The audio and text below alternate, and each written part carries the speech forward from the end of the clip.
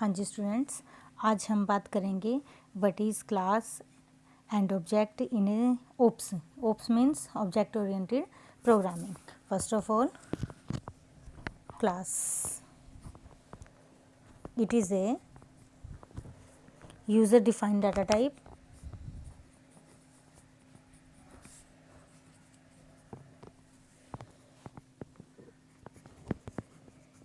which hold data member and data function, which hold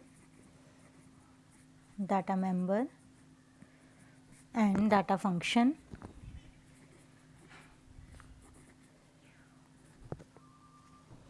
simple language में हम कह सकते हैं it is A collection of objects or and it does not take any space in memory। मैं दोबारा repeat करती हूँ। It is a user defined data type which hold data member and data function. It and simple language में हम बोल सकते हैं it is a collection of objects and it does not take any space in memory. Class के अंदर mainly two types की होते हैं। एक होते हैं डाटा मेंबर। डाटा मेंबर क्या होते हैं? विच डिक्लेयर इन क्लास। ये क्लास के अंदर डिफाइन किए जाते हैं, उन्हें क्या बोलते हैं? डाटा मेंबर और कॉल्ड डाटा मेंबर। जो क्लास के अंदर डिफाइन करते हैं उन्हें हम क्या बोलते हैं? Data member. और जो function and which function declare in A class and which function declare in A class is called member function, is called member function. We can define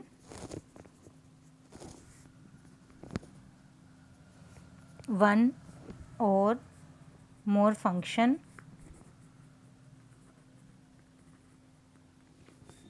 in a class. We can in another way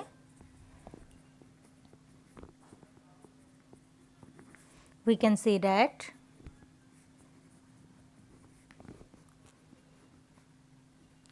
it is collection of data member and member function. Data member and member function which can accessed and used by creating object of that class, which can accessed and used by creating object of that class. We can use class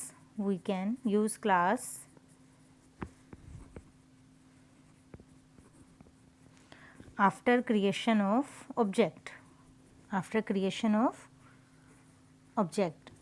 If we does not declare object, then memory allocate is not possible. अगर हम object को create नहीं करेंगे तो हमारे programme के अंदर class के अंदर मेमोरी एलोकेट होना पॉसिबल नहीं होगा। और if you want to access class, if we want to access class, then we have to create object। Simple language में हम ऑब्जेक्ट को कैसे डिफाइन करेंगे? An object is an instance of a class. whenever whenever a class is defined, no memory is allocated, but when we initialize an object, then object of the class, then memory is allocated. अगर हम जैसे ही object को declare करेंगे, initialise करेंगे, तो हमारी जो memory है वो एलोकेट हो जाएगी. कौन सी, किसके लिए हो जाएगी? For that class. उस क्लास के लिए मेमोरी को हम एलोकेट कर सकते हैं अगर हम ऑब्जेक्ट को डिफाइन करते हैं. We can define how many object we can take input from user. How many object we can take input from user. जितने भी हम ऑब्जेक्ट डिफाइन करेंगे उतनी ही हम यूज़र से इनपुट ले सकते हैं. अब मेन बात आती है, जब हम क्लास को डिफाइन करते हैं तो उसके लिए हमें कितने स्पेसिफायर को एक्सेस करने की ज़रूरत करती है. एक्सेस ऑफ स्पेसिफायर, ये कल मैंने आपको क्लास में डिफाइन किया था. Access of specifier, these are of three types of specifiers are used in class के अंदर, are used in class. Number 1 पे क्या है? प्राइवेट. सेकंड नंबर पे है पब्लिक. थर्ड नंबर पे है प्रोटेक्टेड. वी कैन राइट, इन तीनों के अंदर ही हम क्या डिफाइन कर सकते हैं? Data member and data function. We can define data member and data function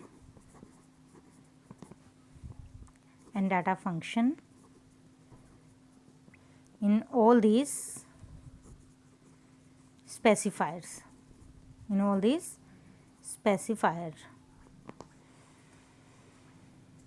next आता है इसमें, if we has not public class. अगर हमारे पास पब्लिक क्लास नहीं है तो हम डाटा को जो है एक्सेस नहीं कर सकते. Public class data, then we can not access data publicly. हम डाटा को पब्लिक उसके अंदर एक्सेस नहीं कर सकते.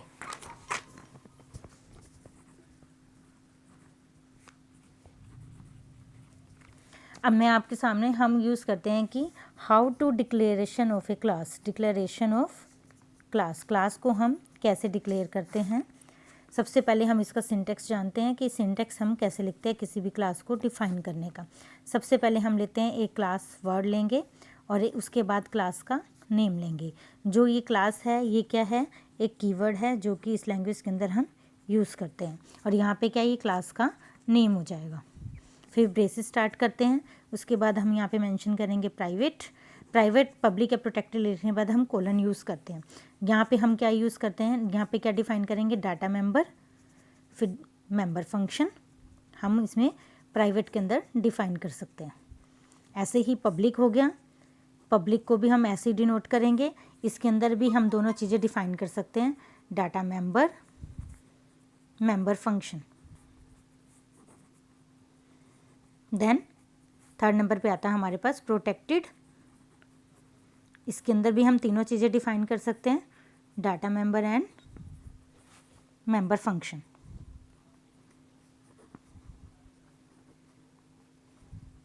ठीक है. उसके बाद हमने जो ये यहाँ पे ये ब्रेसेस स्टार्ट करती इसको बंद करना है और इसके साथ लास्ट में सेमीकोलन लगाना है. हम इसके अंदर ये शो करते हैं, एवरी क्लास एंड्स विद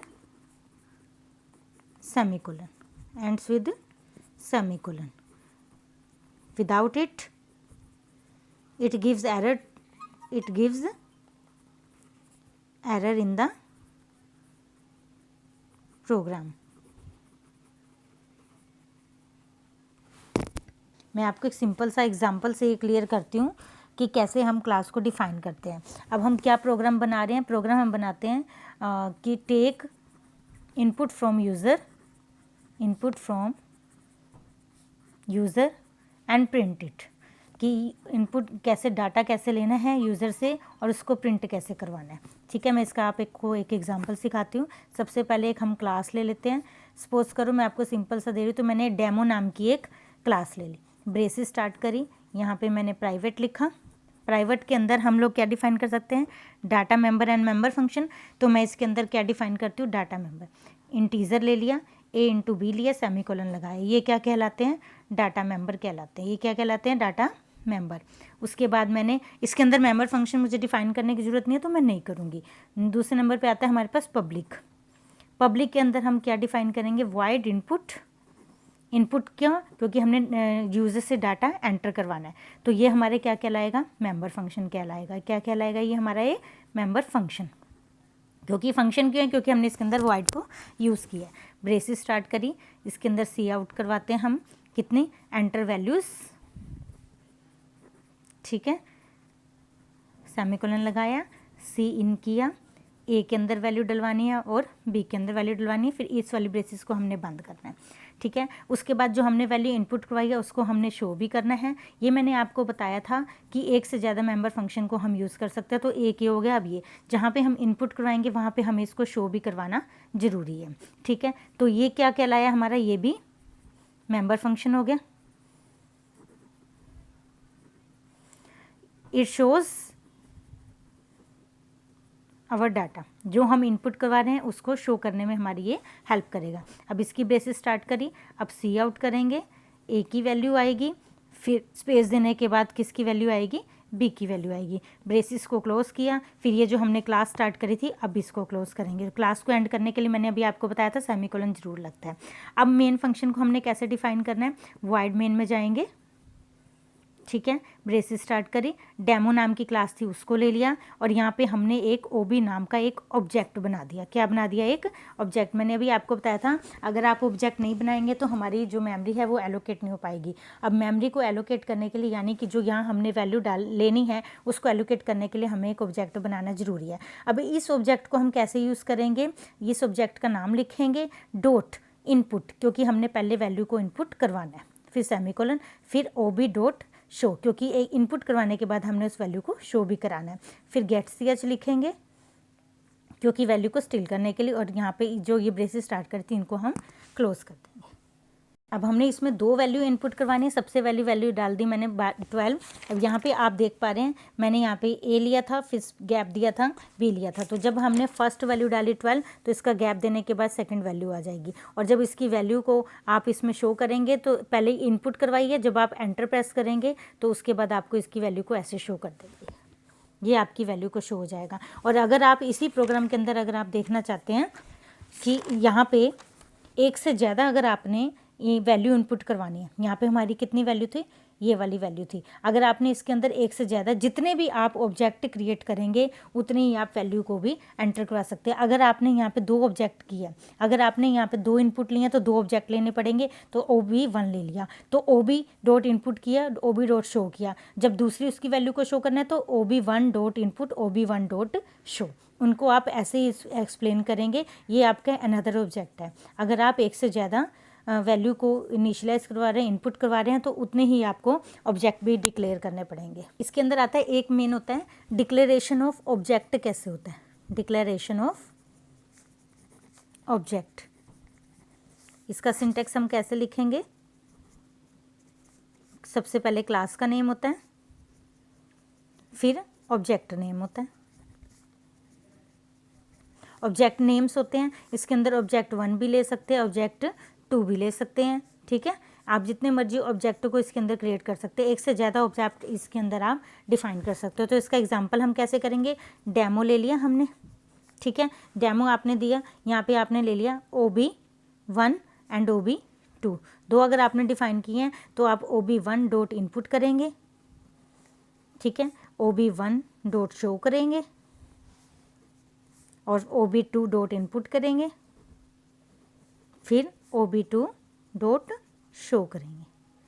तो इस टाइप से जितने भी आप ऑब्जेक्ट डिफाइन करोगे उतनी वैल्यू को शो करेंगे। और जब यहाँ पे आप क्या लिख दोगे, इस लाइन में अंदर आप एक वर्ड लिख दोगे एंड एल। एंड एल का मतलब होता है सेमीकोलन से पहले, सेमीकोलन से पहले आप ये वर्ड लिख दोगे एंड एल ऐसे लगा करके। इसका मतलब होता है कि नेक्स्ट लाइन में आपका डाटा शो करेगा। तो बच्चों ये आज हमने क्लास के और ऑब्जेक्ट के बारे में डिफाइन हमने इसकी स्टडी किया है। इसके अंदर कितने एक्सेस स्पेसिफायर होते हैं उसके बारे में आपको बताया। ऑब्जेक्ट को कैसे डिफाइन करना है, क्लास को कैसे डिफाइन करना है, वैल्यू कैसे यूज़र से लेके उसको इनपुट कराने के बाद उसको शो करना है। तो आप इस वीडियो को एक बार अच्छे से देखिएगा। Thank you.